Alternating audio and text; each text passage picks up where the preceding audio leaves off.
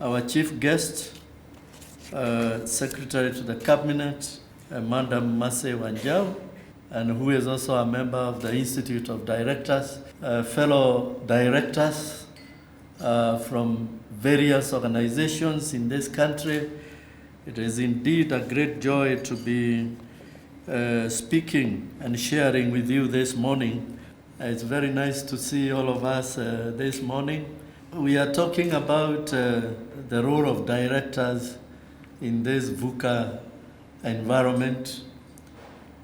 We know it is a very complex environment, and it brings to the fore the importance of leading and managing change. And it reminds me of somebody who talked about change and captured it very well in terms of its implications.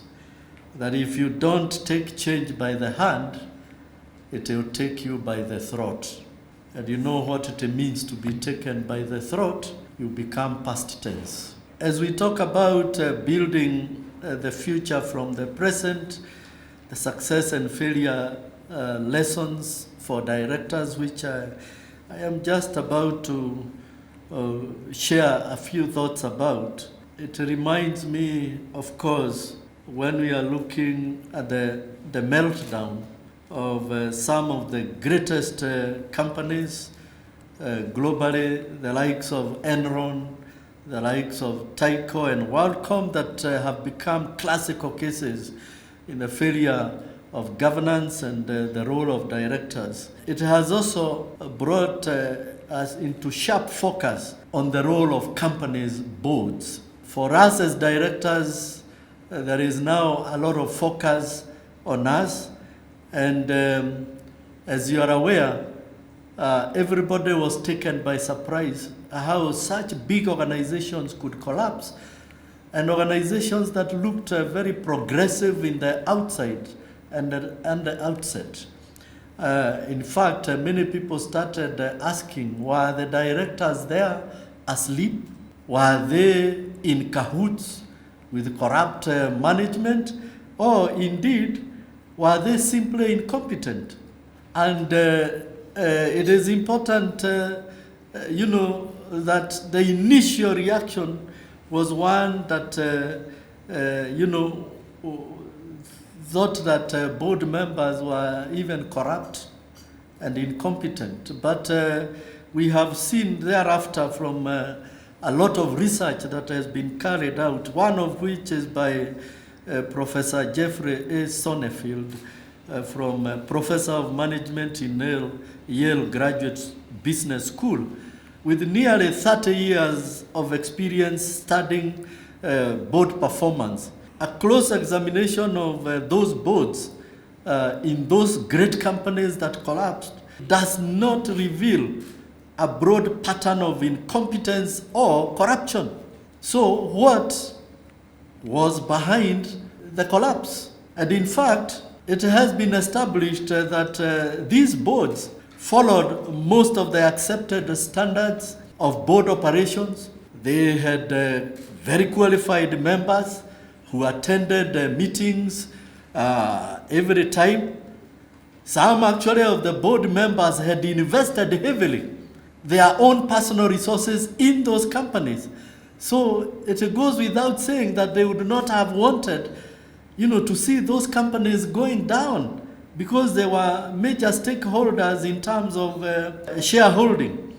The board makeup of those companies was good. In fact, some of the board members were retired CEOs. They were chief financial officers holding, such positions in great organizations. The boards of these failed companies actually passed the tests that would normally be applied to ascertain whether a board of directors was likely to do a good job. And I think even for us here, we can talk about many organizations that have very good boards. They have eminent people from both the public and private sectors, but that has not forestalled the kind of failures that we have also seen even in our region. And actually, based on his research of boards for many years, Professor Sonnenfeld posits that it's time for some fundamentally new thinking about how corporate boards operate and should be evaluated. There is actually urgent need to consider not only the board structure, but also how the board operates as a social system.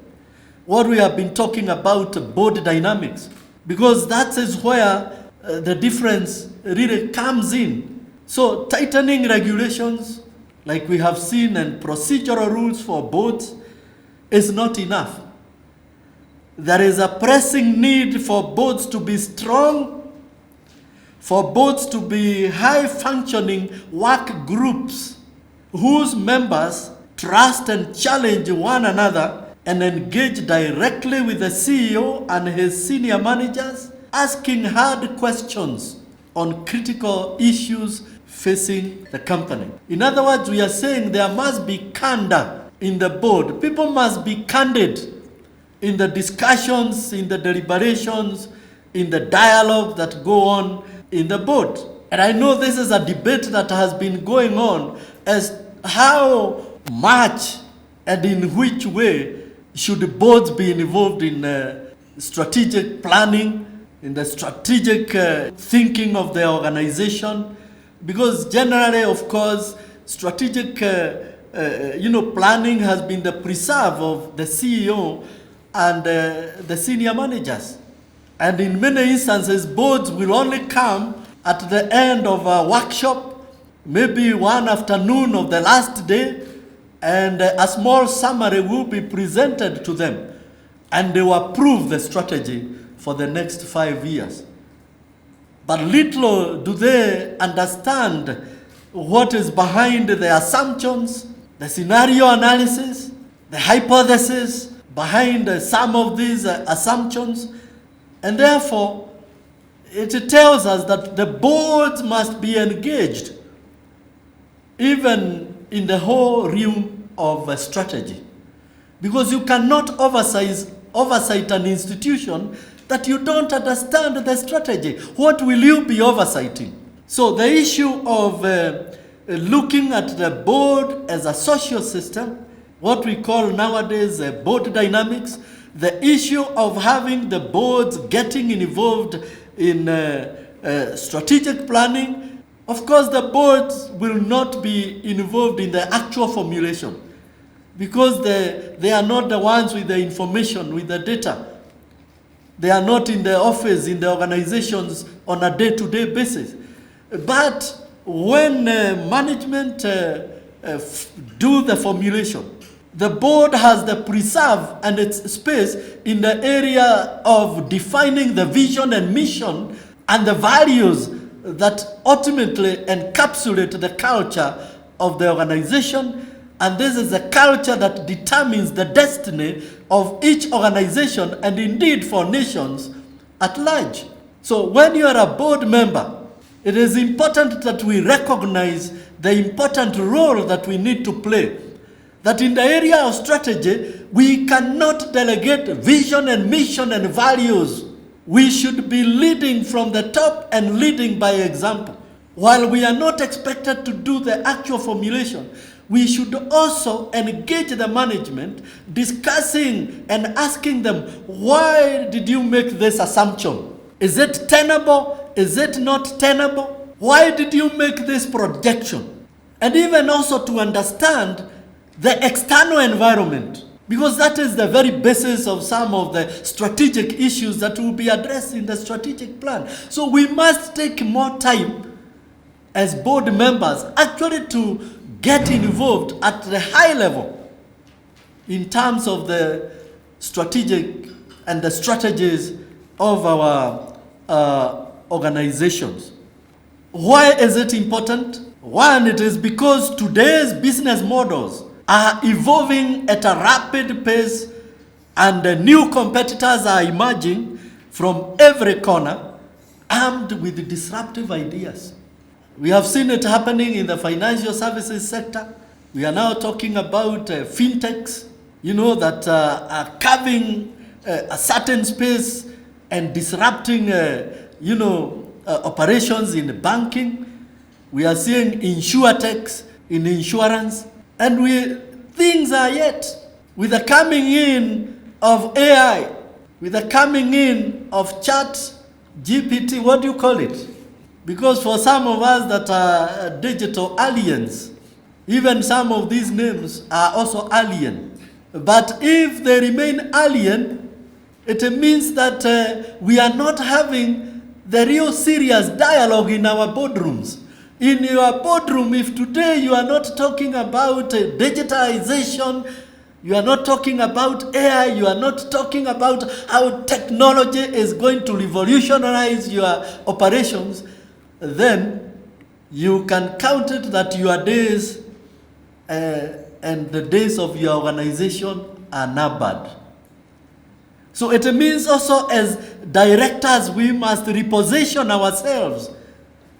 We must continue embracing change. We must continue learning, and learning has no end. So how do we see ourselves as boards of directors in this highly competitive environment?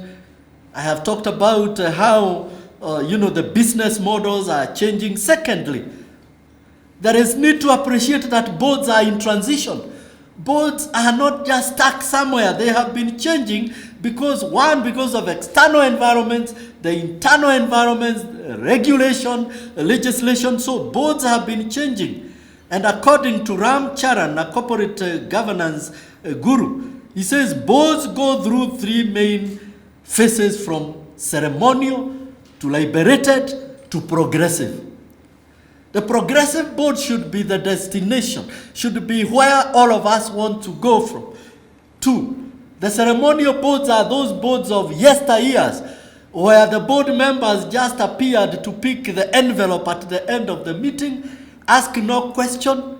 They were actually not even known out there by the public, so they did not care about their reputations because they were not known. The people who were known were the CEOs. So the board members were just to be seen in the boardroom to rubber stamp CEOs' decisions and resolutions. But things changed with the coming of the decade of 2000, with the collapse of those big organizations, and with the legislation like the Sarbanes-Oxley in the US in 2002, and many other changes that changed and made the boards to be liberated. So the boards were liberated by legislation and regulation. And of course, that has its own implications. That when we got liberation, some of us got excited. We decided this is the time to terrorize the CEOs. Sasa wataniona. But of course, on a serious note, the liberated boards has teeth. The liberated boards can be felt. And indeed, they have played a major role in terms of oversight and ensuring compliance. But that's not the end of the story. Board members are stewards in their own right. Board members must make their organizations grow and prosper and become sustainable. And that is why talking about a progressive board is very important for us today. And this is the change that we would want to see. Our boards evolving, going through that transition from ceremonial, from liberated, and to the progressive stage.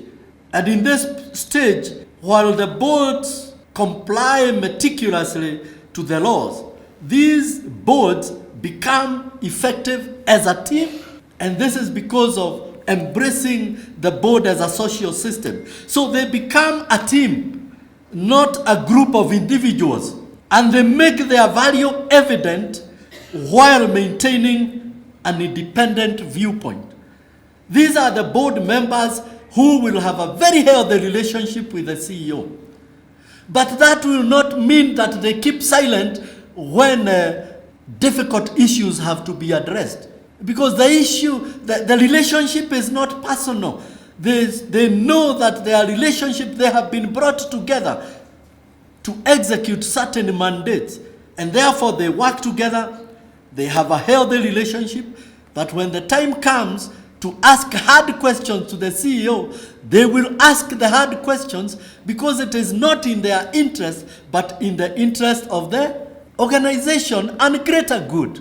They are coherent and an effective group, the way they operate. They even challenge one another in the boardroom.